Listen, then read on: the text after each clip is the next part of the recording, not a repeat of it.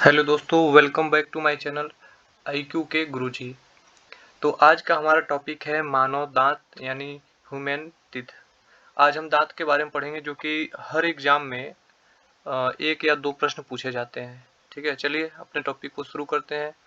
तो जो दांत हैं, दांत का निर्माण होता है कठोर ऊतक से। किससे होता है? कठोर ऊतक से। दांतों का अध्ययन कहलाता है ओडोंटोलॉजी। क्या कहलाता है? ओडेंटोलॉजी। दांत को जो क्षति पहुंचती है वो पहुंचती है फ्लोरीन गैस से। ठीक। दांत का बाहरी भाग, दांत का ये जो बाहरी भाग है, इस दांत के बाहरी भाग को हम इनामल कहते हैं। क्या कहते हैं? इनेमल। जो इनेमल होता है ये बना होता है कैल्शियम एपेटाइट का। ये मानव शरीर का सबसे कठोर भाग होता है। ध्यान दीजिएगा, सबसे कठोर, मजबूत नहीं। मजबूत होता है हमारा जबड़ा। ठीक है। और आंतरिक भाग को हम कहते हैं डेंटाइन। डेंटाइन बना होता है कैल्शियम फास्फेट का, इसी का क्रिस्टलीय रूप है। ठीक। दूध के दांत, दूध के दांत होते हैं लगभग 12 वर्ष की आयु में टूट जाते हैं। इनकी जो संख्या होती है 20 होती है। इन्हें द्विबारदंती भी कहते हैं। जीवन काल में दांतों की जो संख्या होती है 52। 32 तो वैसे होते हैं और प्लस 20, 20 वे दांत जो दोबारा जमते हैं। ठीक है ना, जो दोबारा जमते हैं उन्हें द्विबारदंती कहते हैं। दांत के प्रकार देख लेते हैं। दांत 4 प्रकार के होते हैं। पहला होता है कृंतक, जिसको इंसिजर कहते हैं। ये भोजन को काटने या कुतरने का कार्य करता है। ठीक है। इसे नोचतीत के भी नाम से जाना जाता है क्योंकि ये नोच के ठीक नीचे होता है। इसकी जो संख्या होती है वो 8 होती है, यानी जोड़ी में कहे तो 4 जोड़ी। देखिए, 1 2 3 4। 4 नीचे है तो 4 ऊपर, यानी 8। यानी जोड़ी में पूछेगा तो 4 जोड़ी और संख्या में पूछेगा तो 8। दूसरा है केनाइन। ठीक है ना, ये केनाइन, ये भोजन को फाड़ने का कार्य करता है और ये मांसाहारी जीवों में बड़ा पाया जाता है। इन्हें आई तीत के नाम से जाना जाता है क्योंकि ये आई के यानी आंखों के ठीक लगभग नीचे पाए जाते हैं। इनकी जो संख्या होती है ये 4 होती है। देखिए, पहला केनाइन, दूसरा केनाइन, 2 केनाइन नीचे है तो 2 केनाइन ऊपर, यानी कितने हो गए? 4, यानी 2 जोड़ी। इसके बाद आता है अग्रचौर्ण, जिसे कहते हैं प्रीमोलर। प्रीमोलर, इसका काम होता है भोजन को चबाता है यानी पीसने का काम करता है। प्रीमोलर छोटे बच्चों में नहीं पाया जाता, मतलब जो छोटे होते हैं 4-5 साल के, उन बच्चों में ये दांत पाया नहीं जाता। ठीक है ना।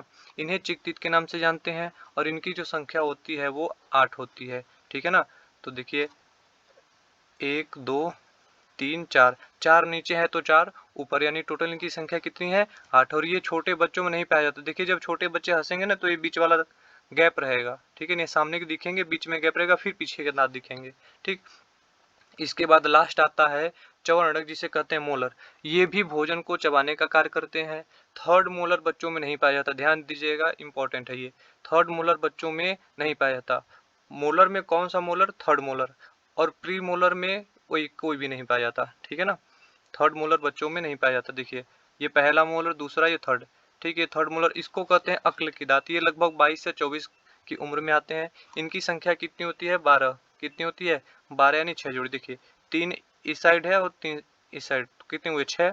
और 6 नीचे है तो 6 ऊपर, तो टोटल कितने हो गए? 12। ठीक है ना। इसके बाद देख लेते हैं दंत सूत्र यानी डेंटाइन फार्मूला।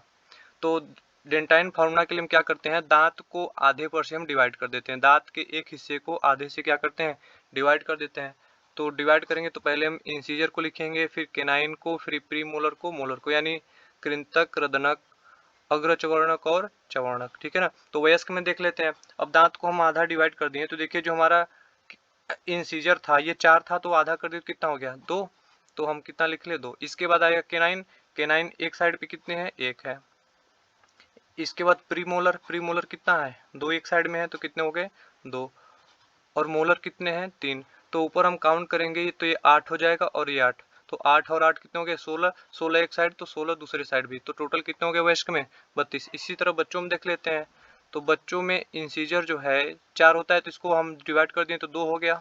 ठीक। इसके बाद केनाइन कितना हो गया? 1 हो गया। प्री मोलर बच्चों में पाया ही नहीं जाता, इसलिए कितना हो गया? ये 0। और मोलर, मोलर का थर्ड मोलर नहीं पाया जाता, इसलिए मोलर कितने? 2। तो जो ऊपर है वही नीचे, इसको 2 से मल्टीप्लाई कर देंगे तो हमें बच्चों में भी दांत का पता चल जाएगा। यदि वीडियो आपको पसंद आए तो वीडियो को लाइक कीजिएगा और चैनल को सब्सक्राइब जरूर कीजिएगा।